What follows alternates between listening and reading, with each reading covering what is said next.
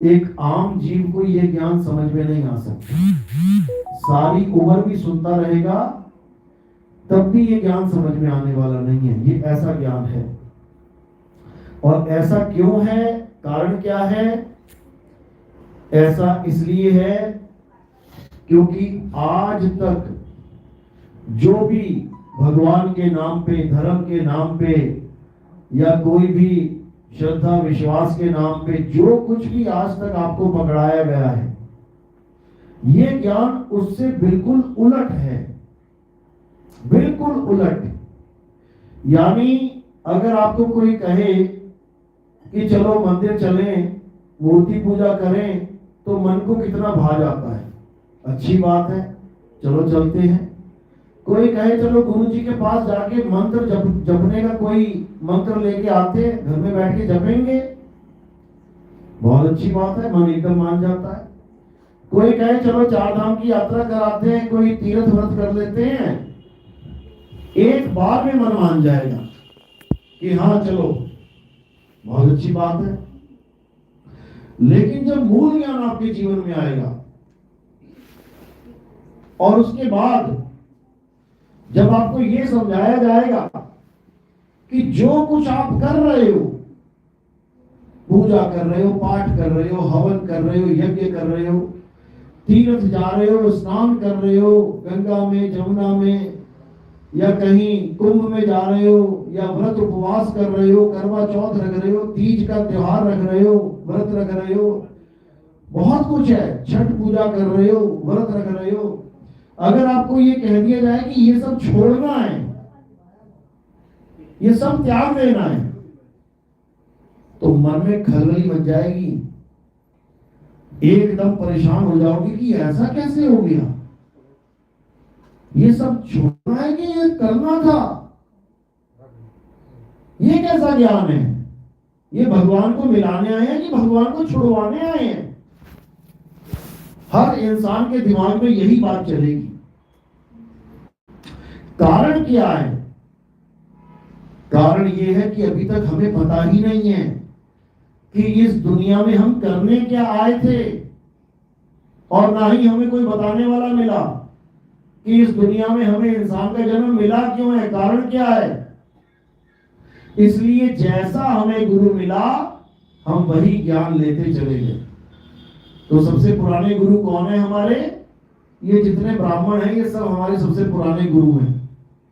यानी कि इन्होंने ही शुरू में सबको ज्ञान दिया, ब्रह्मा जी का, विष्णु जी का, शंकर जी का, और पुराण पढ़ाए, माता का ज्ञान दिया, अलख निरंजन का ज्ञान दिया, बहुत सारा ज्ञान दिया, जो आज तक हम लेके चल रहे हैं। गांव के गांव, शहर के शहर, एक त्योहार आ जाए ना, यह पूरा भीड़म भीड़ हो जाती है। किसकी वजह से? अभी शिवरात्रि आ जाए तो कहां कहां से शिव भगत निकल के आएंगे, पूरा जाम लग जाएगा मार्केट में। अभी रामनवमी आ जाए तो राम जी के मंदिर भर जाएंगे पूरे पूरे। अभी गणेश चतुर्थी आ जाए तो पूरा शहर सड़कों पे आ जाता है। महाराष्ट्र तो बंदी हो जाता है, इतनी भीड़ हो जाती है वहां पे। तो ये सब किसकी देन है?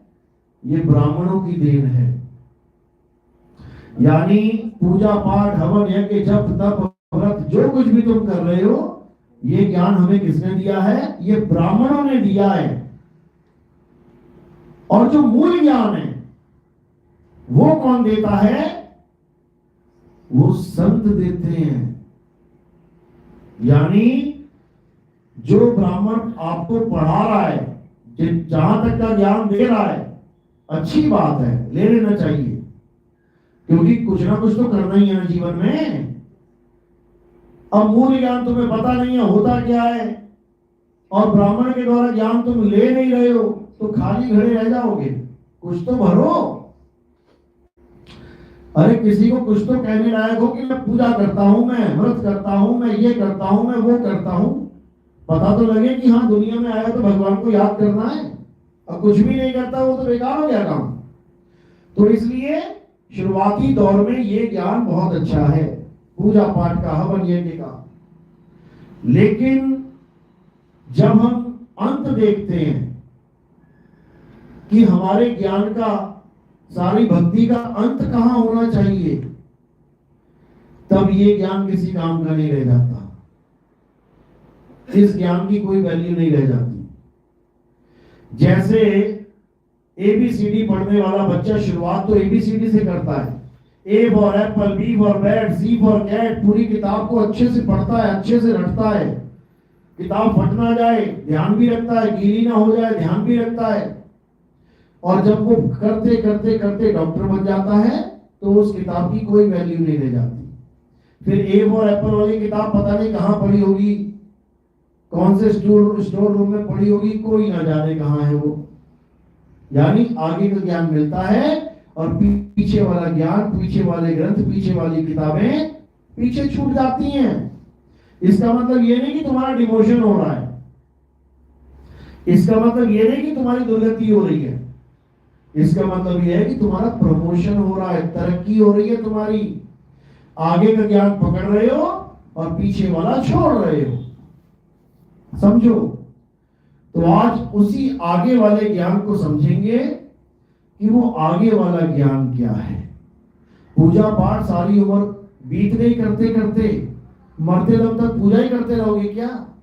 एक समय ऐसा आएगा पूजा भी नहीं कर पाओगे, हाथ पैर जवाब दे देंगे, बिस्तर पे पड़े रह जाओगे, मंदिर तक भी नहीं जा पाओगे, घंटी भी नहीं बजा पाओगे। तब क्या करोगे? फिर बिना पूजा पाठ के पड़े रहोगे बिस्तर पे। फिर तो कहते हैं अंत समय में भगवान के साथ जुड़ना चाहिए, अंत समय में तुम दूर हो गए भगवान से। पहले मंदिर जाते भी थे, अब तो चारपाई भी पड़े हो, जा भी नहीं पा रहे हो, फिर कैसे पूजा करोगे? तो उसके लिए बना है मूल ज्ञान। यानी अब हमें वो ज्ञान समझना है जिस ज्ञान को प्राप्त करने के बाद हमें किसी और चीज की ख्वाहिश ही नहीं रह जाती। क्योंकि मूल ज्ञान आत्म ज्ञान को कहते हैं। आत्म ज्ञान यानी एक ऐसा ज्ञान जो अजर अमर अविनाशी है, और जो तुम पहले पकड़ के बैठे थे वो अजर अमर अविनाशी नहीं था। मंदिर की मूर्ति अजर अमर अविनाशी है क्या? हथौड़ा मारोगे टूट जाएगी? नहीं टूट जाएगी, हथौड़े मार मार के बनाई गई वो मूर्ति। एक शिल्पकार ने मूर्ति कैसे बनाई? छेनी हथौड़ा लेके, छेनी से हथौड़े को वार कर करके छेनी पर मूर्ति को एक इंसान का रूप दिया, पत्थर को भगवान का रूप दिया। तो छेनी अगर गलत जगह लग गई वो हिस्सा टूट जाएगा। यानी ये खंडित है, अखंड नहीं है। किसी पेड़ की पूजा कर रहे हो, आज पेड़ की पूजा कर रहे हो, कल को किसी ने पेड़ ही काट दिया, ढूंढ रहे हो कहां चला गया, यही तो था। आज तुलसी की पूजा कर रहे हो, कल को तुलसी सूख के गिर गई, गमला खाली रह गया। यानी ये सारी चीजें जितनी भी हैं ये अविनाशी नहीं है, ये नाशवान है। तुम गलती से नाशवान वस्तुओं की पूजा कर रहे हो और ये समझ के कि मैं परमात्मा की पूजा कर रहा हूं, भगवान की। समझ हर इंसान यही रहा है कि मेरी भक्ति तो बिल्कुल सही जा रही है, मेरा पूजा पाठ तो बिल्कुल ओके चल रहा है, मैं तो भगवान की पूजा का, भगवान का भाव ही नहीं जानते आप लोग। पूजा तो बहुत दूर की बात है भगवान की करना।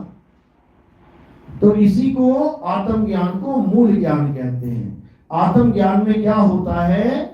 आत्मज्ञान में केवल और केवल आत्मा की भक्ति होती है, आत्मा की। और पवित्र ज्ञान में आत्मा को छोड़ के हर चीज की भक्ति होती है, हर चीज की। लोग आसमान को पूज रहे हैं, लोग अग्नि की पूजा कर रहे हैं, लोग पानी को पूज रहे हैं, लोग धरती की पूजा कर रहे हैं, लोग वायु को पूज रहे हैं। पांचों तत्व की पूजा हो रही है, लेकिन पांचों में से एक भी आत्मा नहीं है।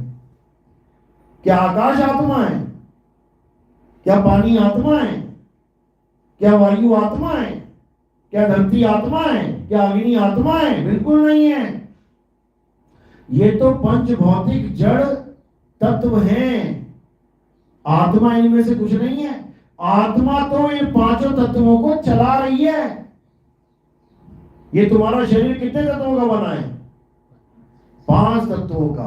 इसमें आकाश भी है, इसमें वायु भी है, अग्नि भी है, धरती भी है, पानी भी है। अब ये पांचों तत्व जो जड़ हैं, चेतन बने बैठे हैं। ये पांचों तत्व जो मुर्दा हैं, पानी को पूछो तुम क्या हाल चाल है भाई साहब, कितनी डिग्री आज ठंडक है आप में, बताएगा क्या?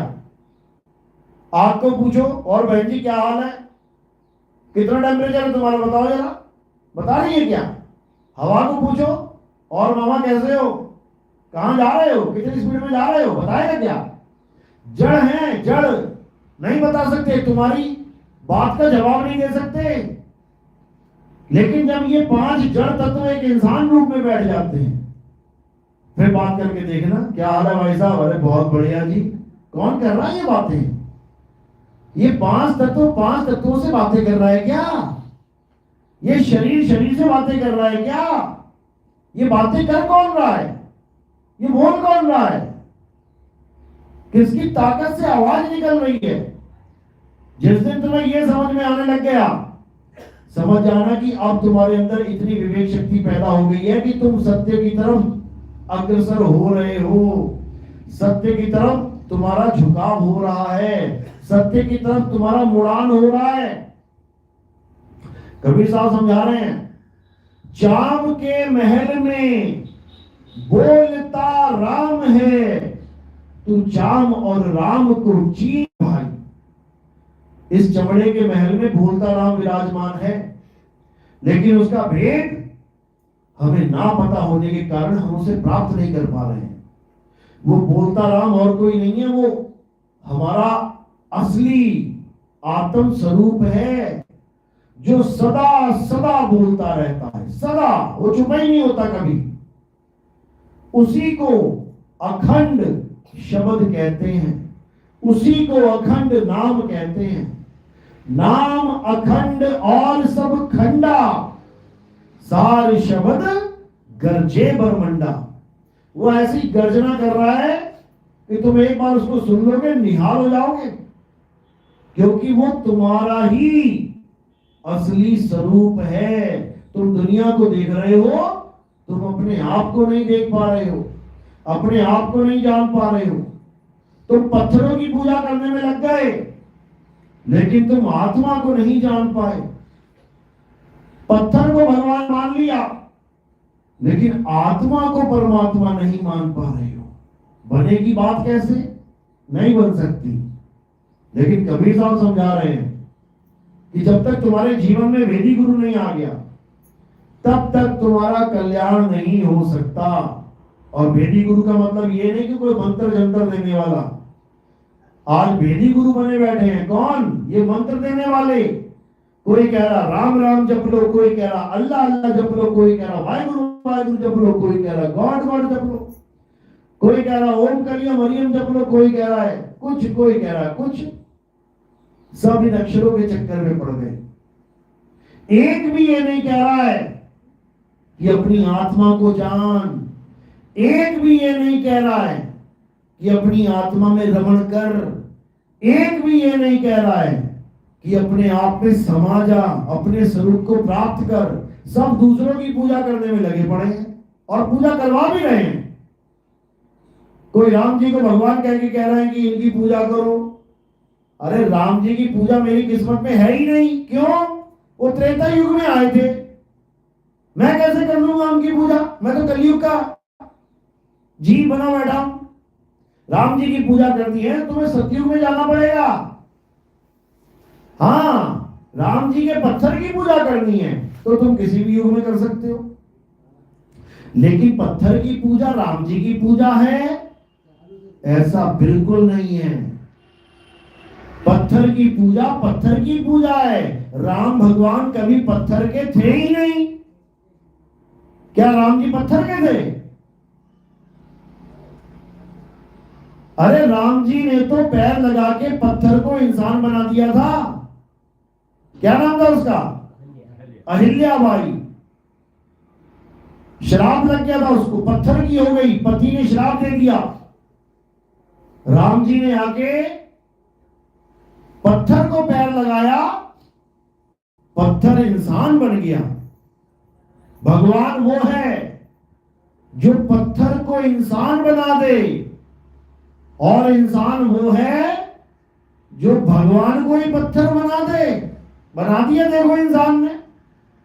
हर जगह तुम्हें पत्थर का भगवान मिलेगा।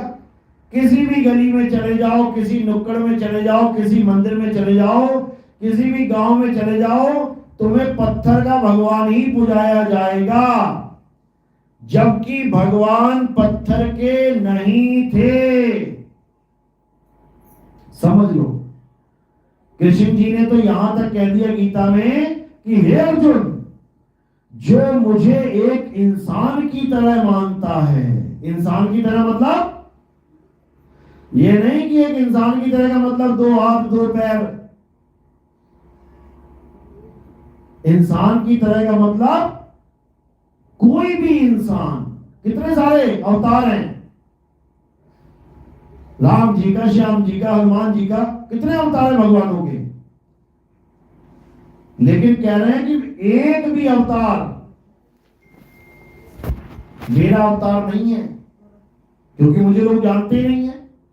ये सारे अवतार किसके हैं? माया के अवतार हैं ये। कबीर बीजक में इन सारे अवतारों को माया का अवतार बोला गया है कि ये सब माया के अवतार है। माया क्यों बोला? माया तो लेडीज रखती है ना, लेकिन ये लोग तो जेंट्स हैं। माया के अवतार तो लेडीज अवतार होने चाहिए थे। कोई काली माता, कोई दुर्गा माता, कोई संतोषी माता, बगलामुखी माता, कोई माता कोई माता, कितनी सारी माता बनी है। ये कृष्ण जी कहां से आ गए? माता का अवतार, माया का अवतार। तो कबीर साहब समझा रहे हैं, काया माया एको जान। ये जो तुम्हारी काया है यही माया है, और ये माया का अवतार धारण करके बैठे हो तुम भी। तुम माया नहीं हो, तुम काया नहीं हो। और ये गलती में बिल्कुल मत रहना कि शंकर जी कृष्ण जी आदमी हैं, पार्वती जी राधा जी औरत हैं। कभी मत सोच लेना गलती से भी कि विष्णु जी आदमी हैं, औरत नहीं है। वही आदमी औरत बन जाता है जब भस्मासुर को मारना होता है। कौन सा अवतार लिया था, आदमी का कि औरत का? औरत का। तो आदमी ने कैसे ले लिया? आदमी कैसे औरत बन गया? जब राहु को मारना था तो किसका अवतार लिया, आदमी का कि औरत का? औरत का। तो ये आदमी औरत कैसे बन गया? और क्या पता ये औरत ही थी। हमें दिखा रहे हैं कि मैं विष्णु बनी बैठी हूं, क्या पता वो सच में औरत ही हो। इसीलिए कई लोग क्या करते हैं, ब्रह्मा विष्णु महेश की पूजा ही नहीं करते हैं। किसकी करते हैं? जग जननी जगदम्बा। एक शक्ति पुत्र महाराज है एमपी में, वो कहते हैं कि जग जननी जगदम्बा की पूजा ही सबकी पूजा है। ये ब्रह्मा विष्णु महेश तो उसकी उत्पत्ति है, उत्पन्न किए हैं उन्होंने तीनों को। जो उत्पन्न किया गया उसकी पूजा क्यों कर रहे हो? जिसने उत्पन्न किया है उसकी पूजा करो। बात तो बिल्कुल सही है, लेकिन अभी वो तत्वदर्शी नहीं है। वो तत्वदर्शी नहीं है, इसलिए आदमी और औरत को अलग अलग मान के बैठे हैं। जबकि शिवजी और शक्ति ने आधा आधा रूप दिखा दिया सबको। दिखाया कि नहीं? आधा आदमी आधी औरत, दोनों को मिल गया ना। अब बताओ ये आदमी है कि औरत है? ये तत्व ज्ञान है। वो ना आदमी है ना औरत है। जब जिसकी जरूरत पड़ती है वो वैसा रूप धारण कर लेती है। समझो इस बात को। ये जो तुम्हारे पास तत्व है, ये जो तुम सोच रहे हो मैं आदमी हूं, जब इसको तुम 2 हिस्सों में बांट दोगे तो इसमें 2 लोगों के अंश मिले हैं। किस किस के? एक पिता का अंश मिला है और एक माता का अंश मिला है। क्या केवल पिता से पैदा हो जाओगे या केवल माता से पैदा हो जाएगा शरीर? ये दोनों के अंश मिले हैं भाई इसमें। जब दोनों के अंश मिले तुम कैसे कह सकते हो कि मैं लड़का या मैं लड़की? केवल शारीरिक बनावट की वजह से अंश दोनों के हैं। पानी और आटा, पानी आदमी है औरत? आटा आदमी है या औरत? दोनों आदमी और औरत नहीं है, लेकिन जब आटा गूंद के लड़का बना दिया उसी आटे से, तो वो आदमी कह रहा है मैं आदमी हूं। और उसी आटे से जब औरत बना दी गई तो वो कह रही है मैं औरत हूं। अब आटा और पानी आदमी औरत दिखाई दे रहे हैं, है नहीं। केवल शारीरिक बनावट की वजह से हम आदमी और औरत बने बैठे हैं, जबकि हम क्या हैं? जैसे तुम वैसे हम। ये 5 तत्व मेरे पास भी हैं, 5 तत्व एक लड़की के पास भी है, उसके पास भी हवा वायु अग्नि पानी है, धरती है, मेरे पास भी हवा पानी अग्नि धरती है। 5 तत्व दोनों के पास है, बस डिजाइन थोड़ा सा अलग हो गया।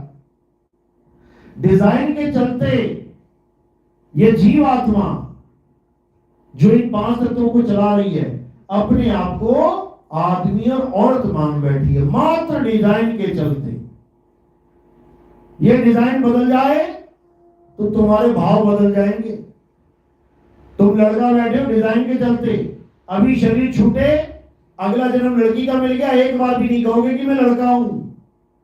तुम अपने आप को लड़की मानने लग जाओगे। लड़की का शरीर छूट गया, कुत्ते का मिल गया, एक बार भी नहीं सोचोगे कि मैं कभी लड़का और लड़की था। तुम कहोगे मैं तो कुत्ता ही हूं। बिल्ली का शरीर मिल गया, तुम कहोगे मैं तो बिल्ली हूं। हाथी का शरीर मिल गया, मैं तो हाथी हूं। यानी जैसा तुम्हें उस आटे का शरीर मिल गया, जैसा डिजाइन मिल गया, तुम वैसा ही समझने लग जाओगे। तुम एक बार भी ये नहीं कहोगे कि मैं आटा हूं, मैं पानी हूं। नहीं, आटे और पानी को मिक्स करके जो भी डिजाइन बन गया, तुम्हें वही अपना स्वरूप दिखने लग जाएगा। बस समझ जाओ कि यही अज्ञान है, यही अज्ञान है। जब तक तुम अपने आप को आदमी या औरत मान के बैठे हो, तब तक तुम अपने सत्य स्वरूप को जान ही नहीं सकते। जब तुमने मान ही लिया कि मैं एक शरीर हूं, तब तक तुम आत्मा को पहचान ही नहीं सकते। आत्मा को पहचानने के लिए क्या करना पड़ेगा? तुम्हें आत्मज्ञानी गुरु की शरण में जाना पड़ेगा। अगर तुम्हें गिटार सीखना है तो क्या करना पड़ेगा?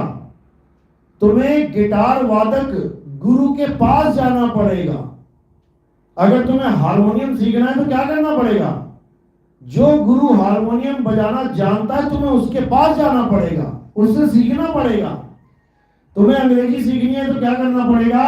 जो गुरु अंग्रेजी जानता है, तुम्हें उसके पास जाना पड़ेगा। तुम्हें गणित सीखनी है तो क्या करना पड़ेगा? तुम्हें गणितज्ञ के पास जाना पड़ेगा। जिसको गणित अच्छे से आती है वही तो समझाएगा तुम्हें, वही तो सिखाएगा। इसी प्रकार अगर तुम्हें आत्मा का ज्ञान चाहिए तो तुम्हें आत्मज्ञानी गुरु के पास जाना पड़ेगा। और आत्म गुरु कौन होता है? आत्मज्ञानी गुरु कौन होता है? उसके क्या लक्षण होते हैं समझ लो।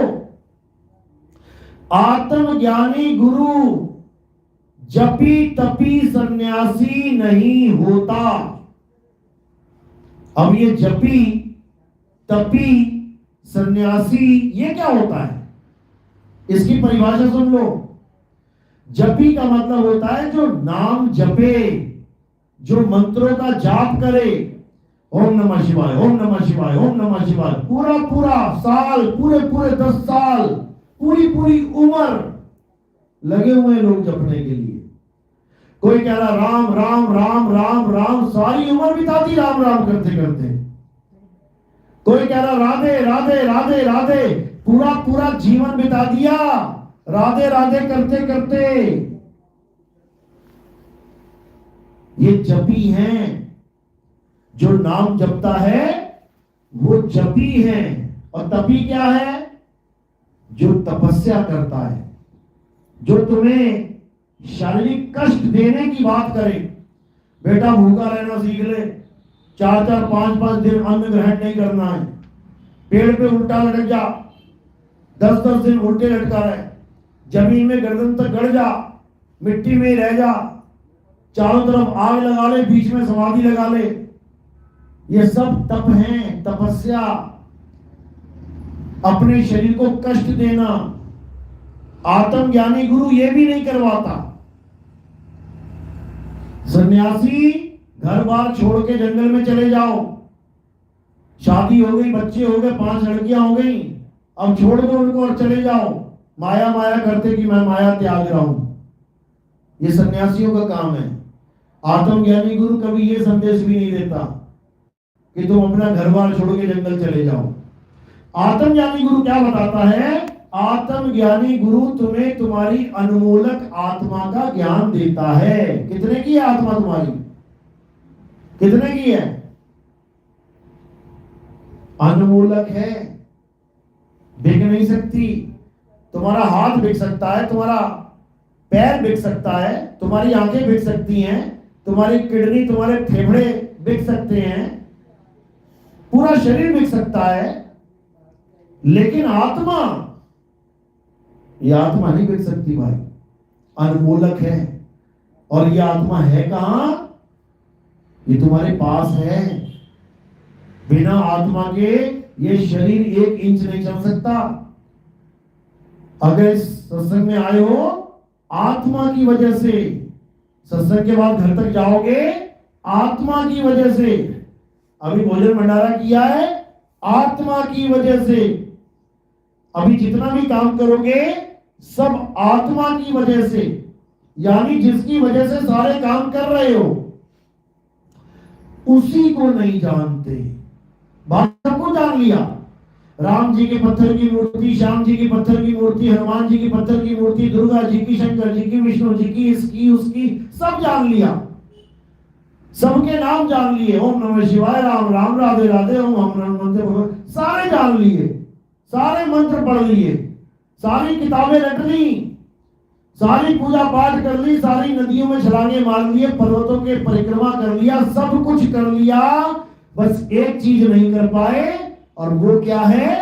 आत्म ज्ञान, आत्मा का ज्ञान, जिसके लिए कृष्ण जी समझा रहे हैं, हे अर्जुन, जो अपने मनुष्य जीवन काल में अपनी आत्मा को नहीं जान पाते वो बार बार 84 में धक्के खाते हैं जाके। वो कुत्ता, बिल्ली, हाथी, घोड़ा, शेर, चीता, बाघ, बकरा, बस यही बनते रहेंगे। इंसान जन्म नहीं मिलता उनको दोबारा जल्दी।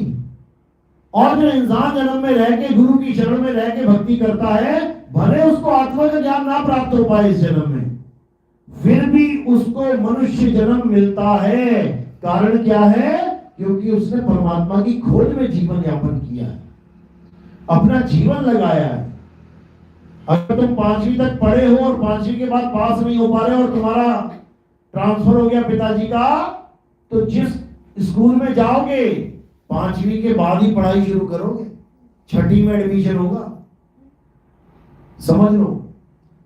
यानी कि अगर तुम्हारी मृत्यु भी हो जाती है शरीर की और तुम्हें परमात्मा इस जन्म में अभी नहीं मिल पाया है, लेकिन तुम उसको खोज रहे हो, तो तुम्हारी शुरुआत यहीं से होगी जहां तुम छोड़ोगे, और ऐसे घर में होगी जहां पर मालिक का ज्ञान पहले से प्राप्त होगा, या किसी पड़ोस में होगी जहां पर बिल्कुल पास में ही ज्ञान होगा। धीरे धीरे बड़ा होगा, आसपास सत्संग में जाएगा, एकदम चेत जाएगा क्या करते आया था यहाँ पे। और अगर सत्संग नहीं मिला पूरे जीवन में तो पूरा जीवन बर्बाद हो जाएगा। खाना सीख लेगा, पीना सीख लेगा, नहाना सीख लेगा, कमाना सीख लेगा, सब कुछ सीख लेगा, लेकिन जन्म मरण से मुक्ति कैसे हुए ये नहीं सीख सकता। ये कौन सिखाएगा? केवल आत्मज्ञानी गुरु। तो गीता में क्या बताते हैं? अध्याय 3 17वां श्लोक, हे अर्जुन, जो लोग अपनी आत्मा में रमण करते हैं, जो अपनी आत्मा में तृप्त हैं, जो अपनी आत्मा में संतुष्ट हैं, उनके लिए कोई धार्मिक कर्म कर्तव्य लागू ही नहीं होता। यानी हर प्रकार के कर्म कांड, हर प्रकार की पूजा विधि, हर प्रकार का मंदिर, मस्जिद, गुरुद्वारा, चर्च, जो कुछ तुम करते आ रहे हो उसकी जरूरत ही नहीं रह जाएगी। ये आत्मज्ञान ऐसा ज्ञान है, लेकिन ये सबको नहीं मिलता है। ये केवल उसको प्राप्त होता है जो इसके काबिल हो, जो इस बात को समझ पाए कि पत्थर बड़ा की आत्मा, मंत्र बड़ा की आत्मा, ये नदियां बड़ी की आत्मा, ये पहाड़ बड़े की आत्मा, ये शरीर बढ़ेगी आत्मा। आत्मा के अलावा जितने भी मैंने नाम लिए सब नाशवान है। पत्थर टूट जाएंगे, नदियां सूख जाएंगी, तीर्थ फूट जाएंगे। अभी भूकंप आए, सारे तीर्थ गायब। समझो, सारे पेड़ कट जाएंगे, सूख जाएंगे, जल जाएंगे। ये सब नाशवान है। पूरा संसार नष्ट हो जाएगा। पूरे संसार में एक भी ऐसी चीज नहीं है जिसको तुम कह सकोगी अविनाशी है। हे अर्जुन, अविनाशी केवल एक तत्व है और उस तत्व का नाम है आत्म तत्व। उस आत्मा रूपी तत्व को जानना ही हमारे जीवन का परम लक्ष्य है। जैसे ही हम उस आत्म तत्व को जान लेंगे तो क्या हो जाएगा? हम भी वही हो जाएंगे। जो तू सो हम में और उस मालिक में कोई फर्क ही नहीं रह जाएगा। परम तत्व का ध्यान धरते धरते हम परम तत्व ही हो जाएंगे, क्योंकि हम परम तत्व ऑलरेडी हैं, बस जीव अवस्था में भटक रहे हैं और कुछ नहीं है। एक कुत्ता शीशे में देख के भौंक भौंक के मर जा रहा है। वो शीशे से बाहर पहले से ही है, लेकिन उसका ध्यान शीशे के अंदर चला गया है। इसलिए भौंक भौंक के वो एक दिन मर जाएगा, क्योंकि वो समझ बैठा है कि मैं शीशे के अंदर हूं, सामने कुत्ता खड़ा लड़ रहा है, उसका ध्यान शीशे के अंदर लड़ रहा है, लेकिन कुत्ता शीशे से बाहर है। इसी प्रकार तुम्हें लग रहा है कि तुम इस माया जाल में आ गए हो, क्योंकि तुम सब कुछ देख रहे हो। जो कुछ तुम्हें दिखाई दे रहा है तुम उसी को सत्य मान रहे हो, जबकि सत्य क्या है? तुम्हारा सत्य स्वरूप ही सत्य है। और तुम देख किसको रहे हो? इस जड़ माया जगत को। तुम दृष्टा बने बैठे हो, किसको देख रहे हो? दृश्य को देख रहे हो। और जब तक तुम दृश्य को देखते रहोगे तब तक तुम अपने ऊपर कभी ध्यान नहीं रख सकते, यानी तुम कभी अपने आत्म स्वरूप को नहीं प्राप्त कर सकते। कुत्ता जब तक देखता रहेगा शीशे के अंदर, वो कभी अपने स्वरूप को प्राप्त नहीं कर सकता। तो क्या करना पड़ेगा? उसी सूरत को जो शीशे में जा रही है उसको उल्टा देना है। बस इतना सा काम करना है, उल्टा देना है। कबीर साहब समझा रहे हैं, उलट समानी आप में यानी राम जी में, कृष्ण जी में, हनुमान जी में, अल्लाह में, वाहिगुरु में, गॉड में। उलट समानी आप में, यानी तुम्हारा ध्यान जो भटक रहा था संसार में, इसकी पूजा कर लूं, उसकी पूजा कर लूं, उस गुरु के पीछे भाग लूं, उस गुरु के पीछे भाग लूं, वो गुरु मेरा कल्याण कर देगा, उसके पास चली जाऊं, ये सब खत्म हो जाएगा। और क्या रह जाएगा? उलट समानी आप में प्रगति ज्योत अनंत और साहिब सेवक एक संग खेले सदा बसंत। जो पतझड़ हो चुका है, जो बिछोड़ा हो चुका है, हम सत्य स्वरूप से बिछुड़ चुके हैं, ये तभी खत्म हो सकता है जब हम वापस यू टर्न लेके अपने स्वरूप तक पहुंच जाएं। और कुछ नहीं जानना है, अपने सत्य स्वरूप को जानना है, क्योंकि वही परमात्मा का नाम है और वही तुम्हारा नाम है। तो कह रहे सत्य स्वरूपी नाम साहिब का, सो निज नाम हमारा। हमारा नाम और परमात्मा का नाम एक ही है। लेकिन आप कहोगे मेरा नाम तो शीलावती है, मेरा नाम तो मनोज कुमार है, मेरा नाम तो प्रदीप कुमार है, परमात्मा का नाम भी यही है क्या? अरे ये तुम्हारा नाम नहीं है, ये तुम्हें पकड़ा दिया गया है नाम।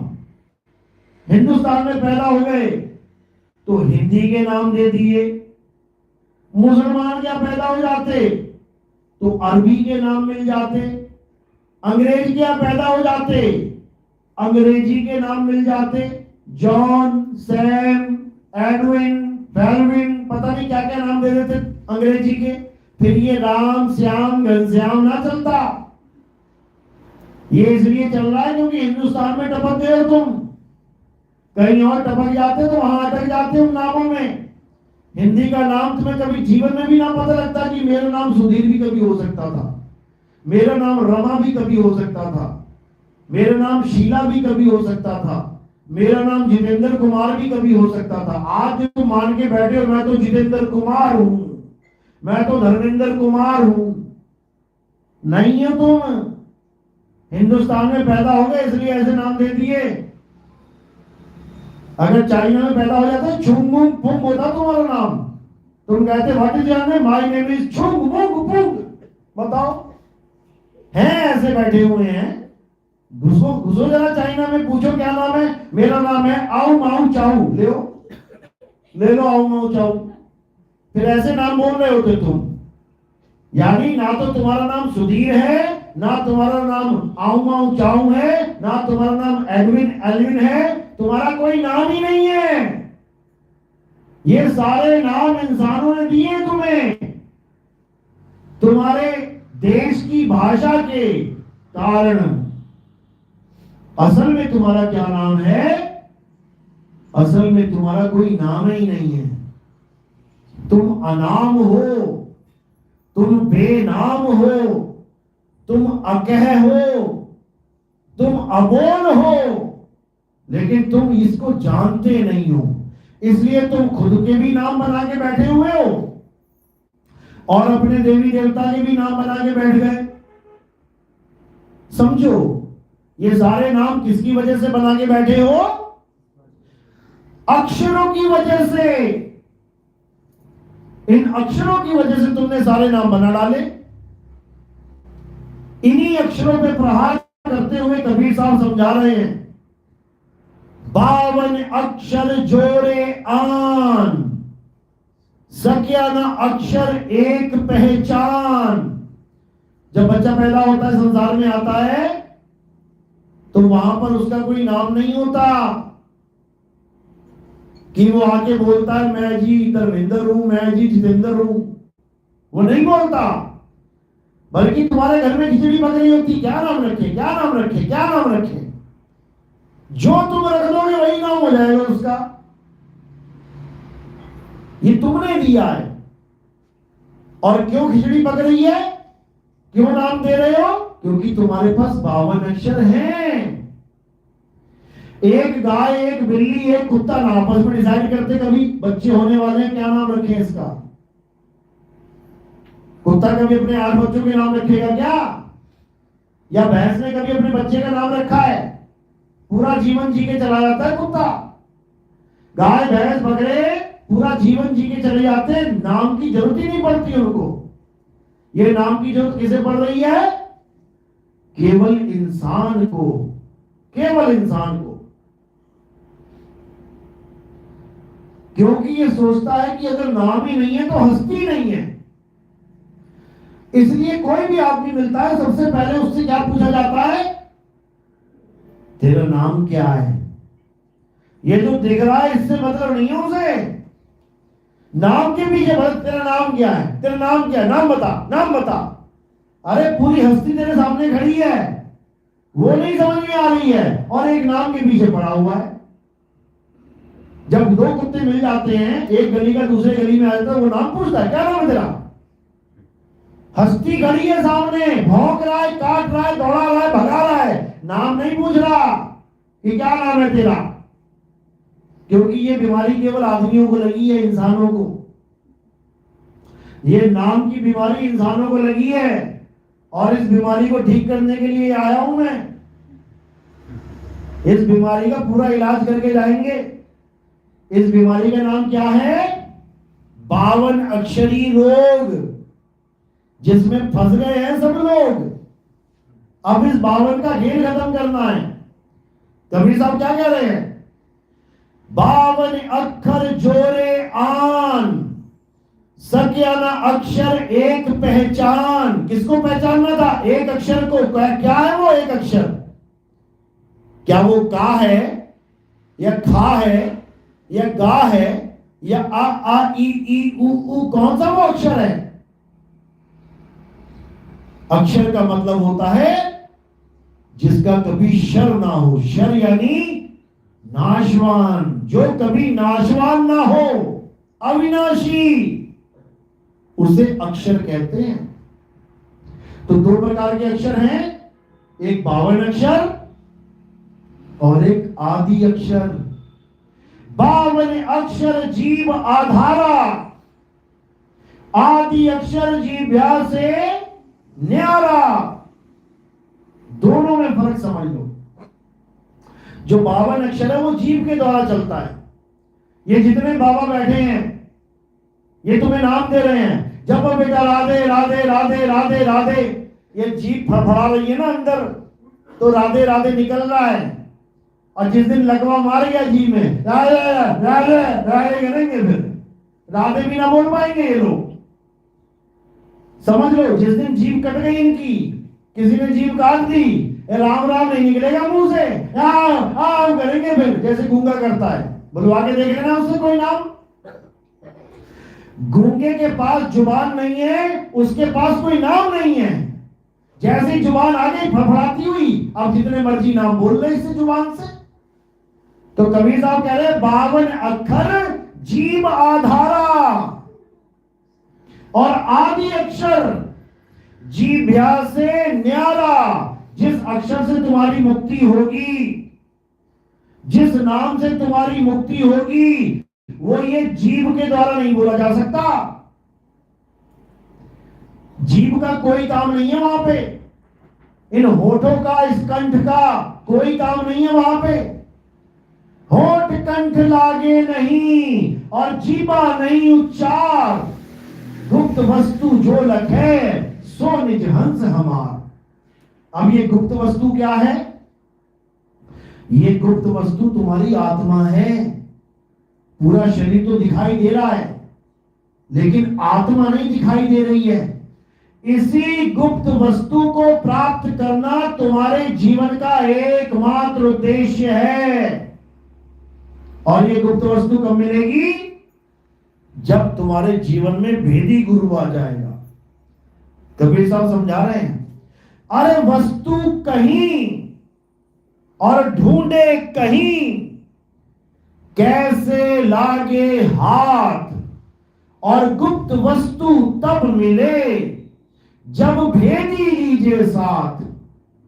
भेदी लीना साथ में और दीनी वस्तु लखाए, कोटि जन्म का पंथ था पल में पहुंचा जाए। कहते हैं वो गुप्त वस्तु जन्मों जन्म बीत जाएंगे तुम्हारे ढूंढते ढूंढते। बड़े बड़े ऋषि मुनि, पीर पैगंबर, औलिया, ब्रह्मा विष्णु महेश नहीं ढूंढ पाए उस गुप्त वस्तु को। शंकर जी ने भी पूरा जोर लगा रखा है। देखो आंखें बंद करके बैठे हुए, युगों युगों तक बैठे रहते हैं। क्या ढूंढ रहे हैं? किसको ढूंढ रहे हैं? किसकी भक्ति कर रहे हैं? किसको पाना चाहते हैं? किसको देखना चाहते हैं? जब खुद ही देवों के देव महादेव हैं, तो भक्ति किसकी कर रहे हैं? समाधि किसकी ले रखी है? समाधि में लीन क्यों है? किसका साक्षात्कार चाहिए उनको? समाधि में वो बैठता है जिसको कुछ चाहिए। कोई बाबा बैठा हुआ है, तुम्हें पता लग जाएगा अच्छा बैठा हुआ है, उसको कुछ चाहिए। क्या चाहिए उसे? क्या चाहिए? लड्डू पेड़ा गुलाब जामुन? क्या चाहिए? भगवान चाहिए उसे। तभी तो दुनिया से अलग होकर आंखें बंद करके बैठा है कि कुछ मिल जाए मुझे। इसी प्रकार भोले शंकर भी बैठे हुए हैं कि मुझे कुछ मिल जाए। इसी प्रकार विष्णु जी भी बैठे हुए हैं शेषनाग की शैया पे आंखें बंद करके कि मुझे कुछ मिल जाए। ब्रह्मा जी कमल के फूल पे बैठे हुए हैं आंखें बंद करके कि मुझे कुछ मिल जाए, लेकिन कुछ नहीं मिला। कुछ नहीं मिला। कारण क्या है? क्योंकि उन्हें सतगुरु नहीं मिले। ऐसी बात नहीं है कि नहीं मिले, आए तो थे समझाने के लिए, क्योंकि सतगुरु सबको समझाते हैं। ब्रह्मा विष्णु महेश जब छोटे छोटे बालक थे तब उनको सतगुरु आए ये समझाने के लिए कि बेटा जिस देश में तुम आ गए हो, ब्रह्मा विष्णु महेश जी को नहीं पता कि हम यहां कहां से आ गए। श्रीमद् देवी भागवत महापुराण पढ़ लेना, उसमें बिल्कुल साफ लिखा है, ब्रह्मा विष्णु महेश जी सवाल पूछ रहे हैं माता से कि हे माता, हम इस दुनिया में कैसे पैदा हो गए, हमारा पिता कौन है। ये तुम्हें लिखित मिलेगा, मैंने नहीं लिखा, मैंने लिखा कहीं जाके, लेकिन तुम्हें कोई बता नहीं रहा है। क्यों नहीं बता रहा है? क्योंकि जो बताएगा वो खुद फंस जाएगा, क्योंकि उसका जवाब उसके पास भी नहीं है। इसलिए वो चाहता ही नहीं है कि तुम कभी ब्रह्मा विष्णु महेश से आगे की कहानी जानो, इसलिए उन्होंने ब्रह्मा विष्णु महेश पे ही कहानी का दी एंड कर दिया। समझो, ब्रह्मा विष्णु महेश से तो कहानी शुरू हो रही है, खत्म तो कहीं और जाके होगी। समझो, ब्रह्मा विष्णु महेश तो सबसे छोटे कार्यकर्ता हैं सृष्टि के। जैसे दुकान पे 3 लोग काम कर रहे हैं, एक का काम है शटर खोलना, दूसरे का काम है माल सजाना और तीसरे का काम है माल बेचना। अब तीनों अपना अपना काम कर रहे हैं और तुम जाके उन्हीं को मालिक मान लो तो महाबेवकूफ हो तुम लोग। मालिक कोई और है, वो तो कार्य करता है। क्या काम मिला ब्रह्मा विष्णु महेश जी को? ब्रह्मा जी सृष्टि में जीवों की उत्पत्ति करते हैं, यानी जितने शरीर बैठे हुए हैं शरीरों को पैदा कौन करता है? ब्रह्मा जी। इन शरीरों की पालना कौन करता है? विष्णु जी। इन शरीरों का संहार कौन करता है? शंकर जी।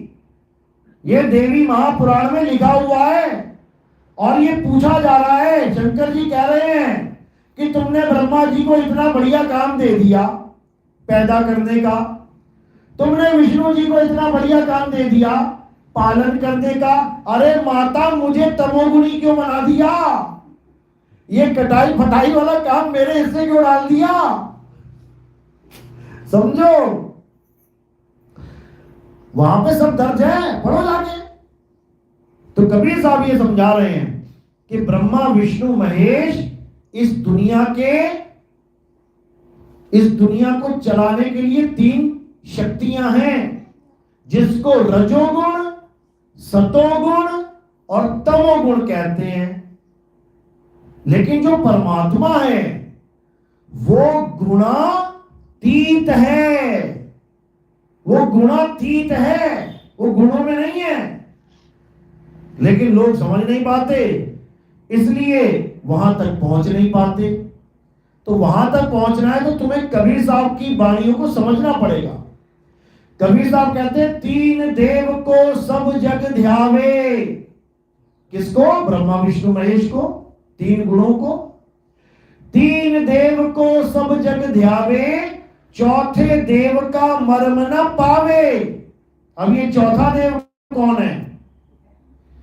इसी का नाम है अलख निरंजन। ये चौथा देव है। ये अलख निरंजन की सृष्टि है। इसी अलख निरंजन को कबीर साहब ने काल निरंजन बोला है।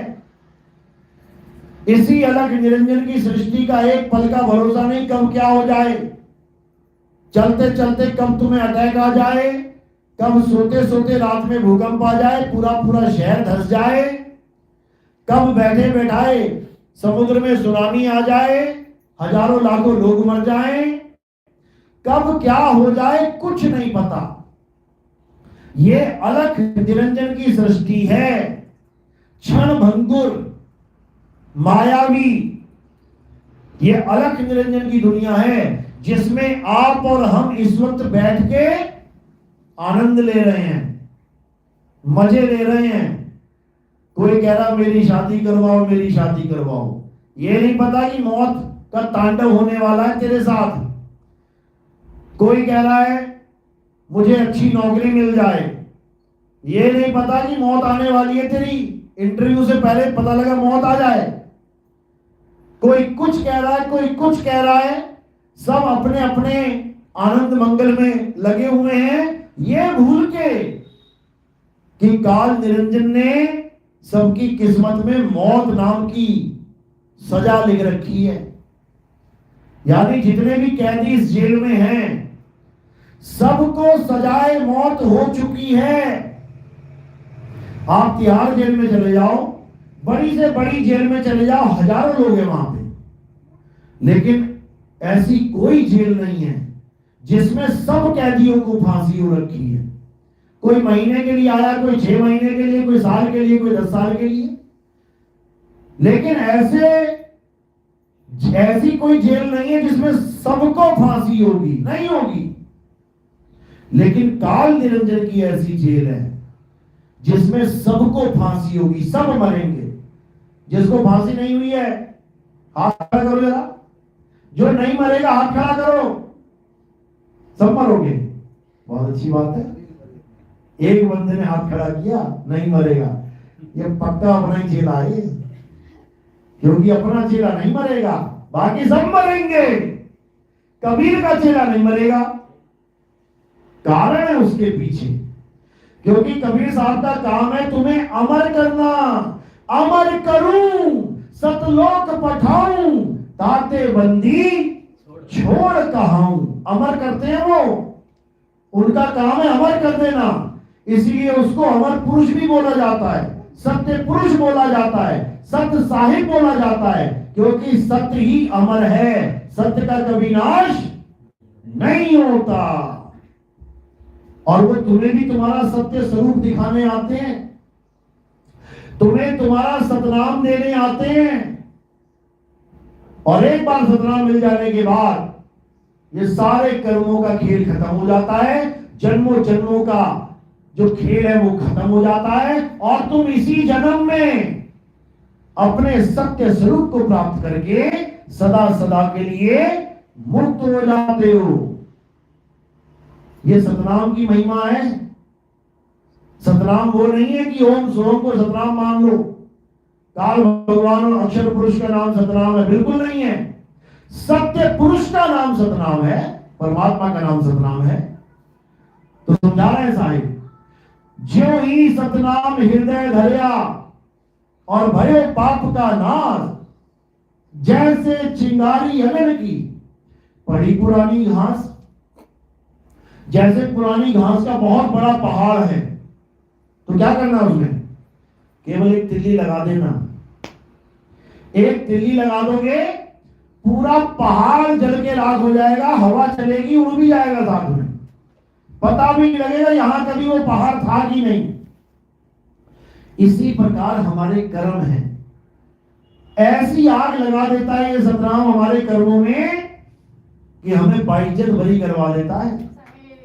समझ लो, बाइज्जत बरी क्यों करवाता है? क्योंकि हम ये मान बैठे हैं कि मैंने ये किया, ये किया, ये किया। सुबह नाश्ता करके आए हो, यहाँ भोजन किया ना सबने कर लिया, बस यही अज्ञान है कि कर लिया है। एक ने भी पानी की बूंद नहीं पी, एक ने भी अन्न का दाना नहीं खाया। किसने खाया? शरीर ने। और तुम कह रहे हो मैंने खाया, मैंने खाया, मैंने खाया। एक दाना तुम नहीं खा सकते, लेकिन पता नहीं तुम क्या क्या खा के बैठे हुए आज तक। बस यही कर्मों की मार है। जैसे तुम खा नहीं सकते, वैसे ही तुम कुछ कर भी नहीं सकते। हे अर्जुन, ये आत्मा अकर्ता है, ये आत्मा कुछ नहीं करता, तो कौन करता है? ये 5 तत्व, 25 प्रकृति, 3 गुण, मन और माया ही सारा खेल खेलते हैं। और तुम्हें बेवकूफ बना रखा है कि तूने किया, तूने किया, तूने किया। तू भी लगा हुआ है, हाँ मैंने किया, मैंने किया, मैंने किया, मरेगा पक्का। तो सतनाम क्या करता है? सतनाम तुम्हें अकर्ता कर देता है। तुम्हें समझ में आ जाता है कि मैं कुछ कर ही नहीं सकता, और जब मैंने कुछ किया नहीं है तो मैं भोगूं क्यों? तो तुम्हें सत्य स्वरूप से जोड़ के कबीर साहब अकर्ता बना देते हैं, और उसके बाद जन्मों जन्मों के जो संचित कर्म है उनका नाश हो जाता है। ज्यों ही सतनाम हृदय धरया भयो पाप का नाश, जैसे चिंगारी अग्नि की पड़ी पुरानी घास है। तो इस ज्ञान को समझना है और अपनी आत्मा को जानना है। अपनी आत्मा को समझो। कौन समझेगा? जीव आत्मा समझेगी। जीव किसको समझेगा? शुद्ध चैतन्य आत्म देव को समझेगा, जहां से ये जुदा होके आया है। ईश्वर अंश जीव अविनाशी, ये किससे अलग होके आया है? ईश्वर से अलग होके आया है, आत्म देव से अलग होके आया है। कौन? जीव। अब क्या करना है? अब वापस अपने घर चले जाना है, इसी को पलट देना है, इसी को उलट देना है। जहां से आया वहीं पहुंच जाना है। तो साहिब समझा रहे हैं, आए हो तुम कहां से और जाना तुम्हें कहां है, इतना बस विचार लो, हो गया भजन, मन की तरंग मार लो, हो गया भजन, आदत बुरी सुधार लो, हो गया भजन। क्या राम राम राम राम जप रहा है? क्या राधे राधे राधे राधे लगा रखा है? क्या अल्लाहु अल्लाहु अल्लाहु जप रहा है? क्या वाहिगुरु वाहिगुरु वाहिगुरु जप रहा है? सारे जाप छोड़ और आत्मा से सूरत को जोड़, तब होगा कल्याण, नहीं तो धक्के खाने पड़ जाएंगे। तो इसीलिए कबीर साहब जो आत्मज्ञान देते हैं उसको अच्छे से समझ लो। आत्मज्ञान का मतलब है उस एक अविनाशी को जान लेना जो घट घट में विराजमान है। घट घट मेरा साइया सुनी सेज न कोई, और बलिहारी वा घट की जिस घट प्रगट होए। वो है तुम्हारे पास, बस प्रगट नहीं है।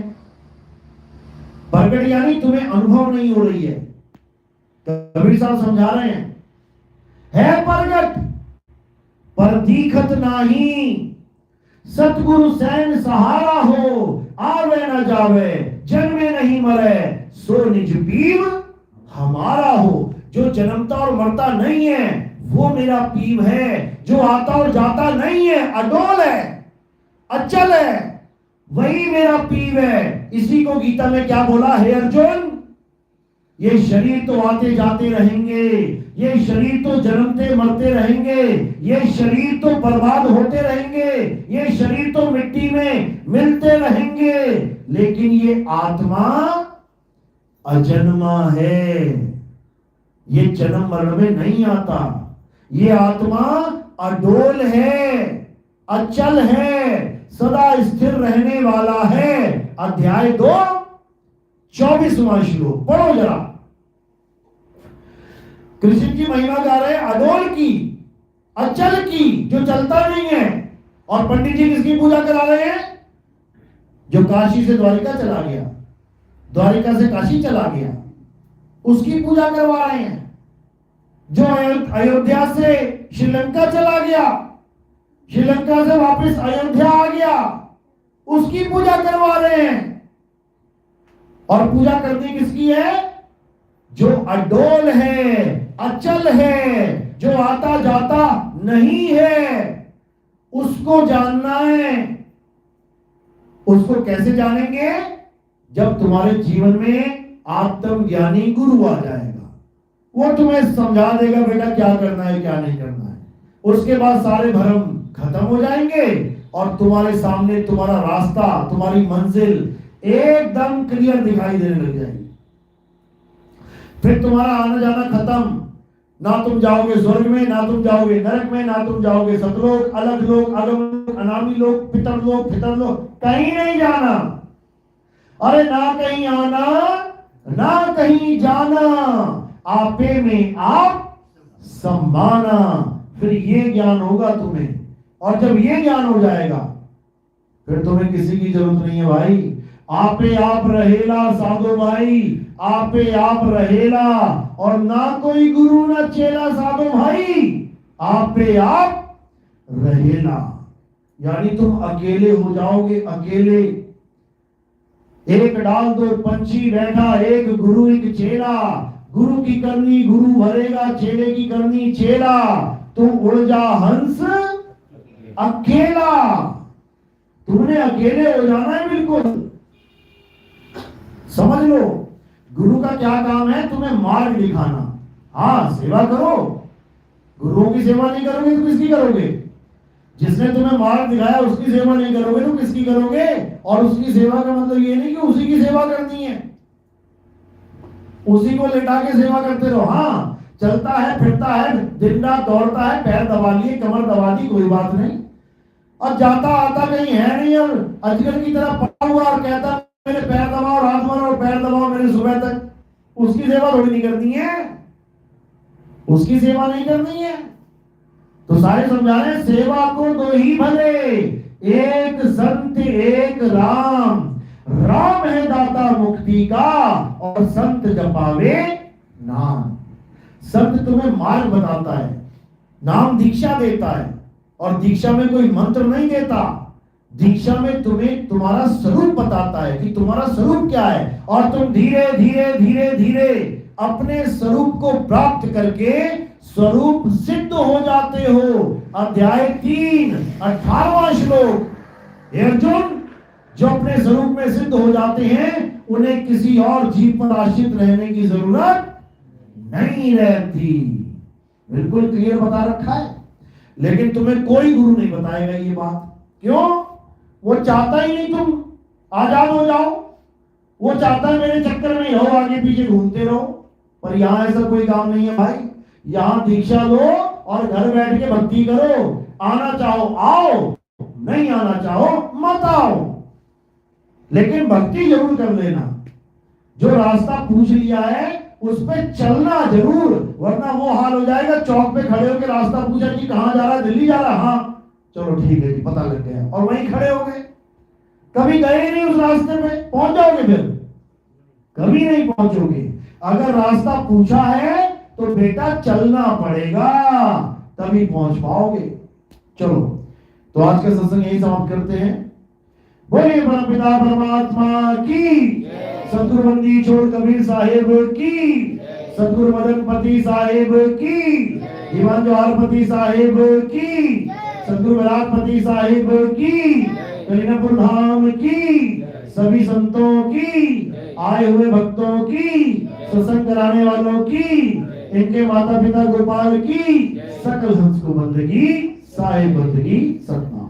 बोले नितिन साहेब की। तो अब आरती का समय। आरती कैसे करते हैं समझ लो। हमारे यहाँ आरती किसी भी